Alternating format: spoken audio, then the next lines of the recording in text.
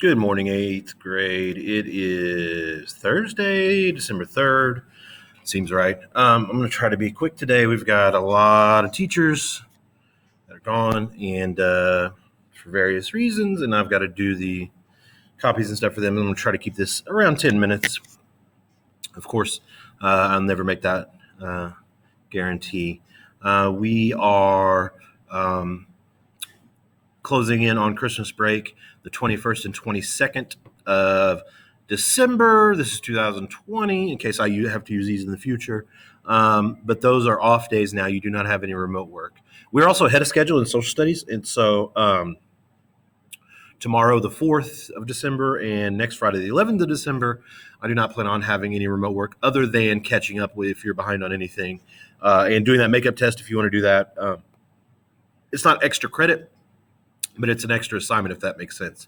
You're not getting 30 points out of nothing. You're getting 30 out of 30 if you do it, but it's an optional assignment. If you don't want to do it, it's not going to hurt your grade not to, okay? But the 40 years after the Civil War, the percentage of the population that lived in cities doubled from 1 out of every 4 to 1 out of every 2. And of course, a huge part of that has been a huge part of America since the beginning of America. Is the influx of immigrants. Immigrants have been, other than full-blooded Native Americans, and we, through infectious diseases, which is pretty relevant to today, killed off a huge percentage of those Native Americans when European settlers got here. Hello. Sorry about that. So again, other than full-blooded Native Americans, which the population of those have shrunk, of course, everybody's an immigrant. And so, of course, any major change in America is going to be based on some generation of immigrants. Of course, you and I are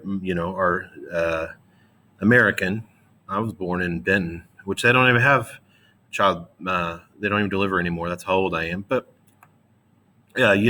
my family's English and Irish, and your family came from wherever they came from.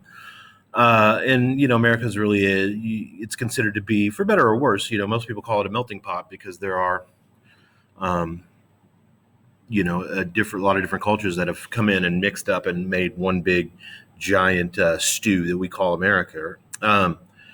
So the farms themselves are growing, but the number of farmers needed to farm the farms, not my best sentence, but you get the idea, are shrinking because of steel plows, John Deere tractors, and whatever else. We've talked about that starting in the last chapter. The idea of buying and selling things is more part of everyday life. Catalogs have become a thing, and women, if you need a shirt, they can now buy a shirt instead of having to make a shirt. And so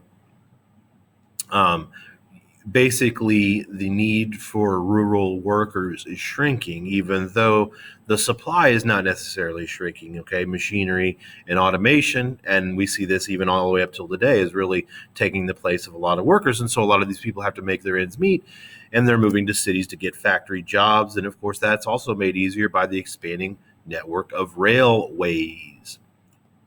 Okay, and a lot of cities really take on the character in their manufacturing sector of what their natural surroundings are. Pittsburgh, of course, is known as the Steel City. Their football team is the Steelers. And that is because it became the American center for producing and manufacturing steel. The reason it was so is because that area of Pennsylvania is rich underground in iron ore and coal. Coal heats the furnaces to burn off the impurities in iron ore and turn that into steel by the Bessemer process, which other than what literally I just said, I don't really have any idea how it works because I teach social studies. I am not a steeler. Like I said, St. Louis, of course, became a big shipping center because it's right on the Mississippi. Pittsburgh became famous for steel. Detroit, of course, became Motor City because it was in an area that had all those resources necessary to build cars, and also had Henry Ford living there. Tenement living was a nightmare. A lot of people mishear what I say when I say this. There were several families living in a single room apartment. I did not say a single bedroom apartment. I said a single room apartment, literally one room, just like with these walls. And so what that means is everything. And when I say several families, I'm talking about 5 families of 5 people. That's 25 people. Think about my classroom. I have 25 people in here for some classes, but they're sitting in desks, they're sitting in chairs. They don't have to sleep. They don't have to cook. They don't have to use the bathroom. Okay. And in these tenement lives, that was all taking place in the same room. Okay. And think about that just from a sanitation perspective: cooking, preparing your meals, and using the toilet in literally the same room with 30 other people. And so, as you can see, and as you could figure out, even without seeing on the slide here, a lot of people got very sick. Indoor plumbing and toiletry was just coming around. Most of these tenements did not have that. And so, most of the horse and human waste, feces, poo poo ended up in the streets. And there were children all the time in the streets. And as you know, like I said, as you can probably guess, that's a recipe for disaster. There were a lot of middle class jobs coming available, what we call white collar jobs: doctors, lawyers, ministers. And so they started moving to the suburbs, which are cities that sprung up on the outskirts of the actual city. And they would have a lot of what were considered very modern technological luxuries for that time: hot water, indoor toilets, electricity. They usually oftentimes middle class people back then were able to afford like full-time servants and stuff, which of course most of the middle class now can't.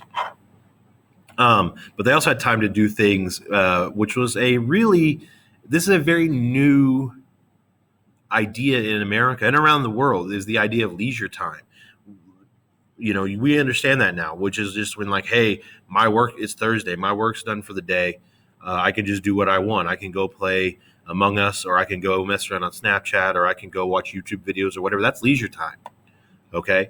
And so that's a very ingrained and common sense idea for you. But for most of it, now for me, it used to be. I have kids now. Your parents, ask them what leisure time used to be like. They don't have it anymore because they have to watch you. You're getting old enough now where it might be coming back for some of them. My kids aren't. But so before this, it was just work, work, work, and then come home and you would have to sew the clothes, cook the food, clean the house, and whatever. That was it. There was no time to play cards, play board games, go dancing or whatever. And of course, we have the very rich who have pretty much an entire 24-hour day full of leisure time pretty much every day. They might go to work, but they don't have to. This became known as the Gilded Age. To be gilded is to have a thin layer of a precious material, usually gold, on top of something that's worthless. Okay, and so then a good example would be like those chocolate coins. Of course, now those aren't actually chocolate; those are foil. But if those are actually gold, that would be gilded. And so the Gilded Age was not a compliment. This is basically the people at the time saying that there's a very, very, very, very thin layer of gold on top of miles and miles and miles of crap, which is really reflected what American society was, because the middle class, or I'm sorry, the upper, very rich class was taking a huge percentage of the entire amount of money in America in general. Okay, and we're seeing that a lot again today. Of course, health problems, poverty. Most people are not making enough to earn a decent living. Cities are disease piles, basically. Like I said, we mentioned that a minute ago. It makes a lot of sense. And so people start to notice these problems and start to try to do what it takes to improve them. Settlement houses are set up to provide aid to people who need it. The most famous is the Hull House in Chicago, founded by Jane Addams. We'll talk more about that in later sections.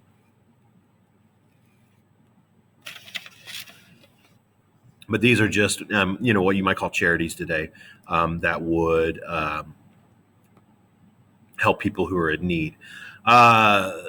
Because of limited space of things like the Great Lakes in Chicago or the oceans in New York, the Atlantic Ocean specifically, not oceans. I don't know why I said that. There's not New York's not that big. But cities can only grow so wide, and so they have to start growing up.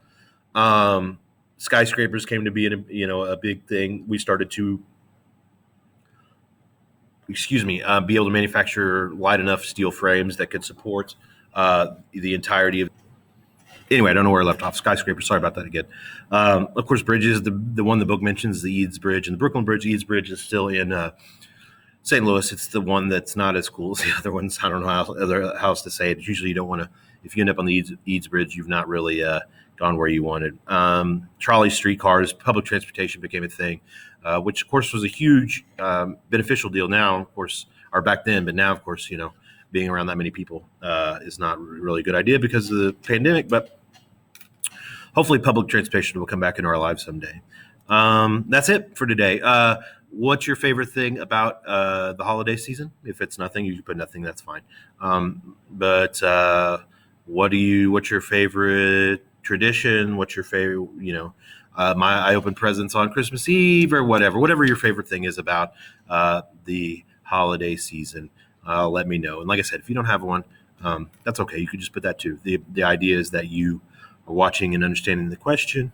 And sorry for the interruptions today. And today is Friday, December 3rd. There is no remote work on the 4th other than catch up if you're behind. You should have Section 1 and Section 2 study guides to get done.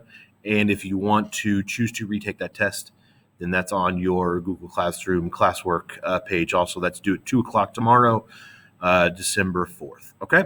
Have a great rest of the day, and I will see you Tuesday of next week.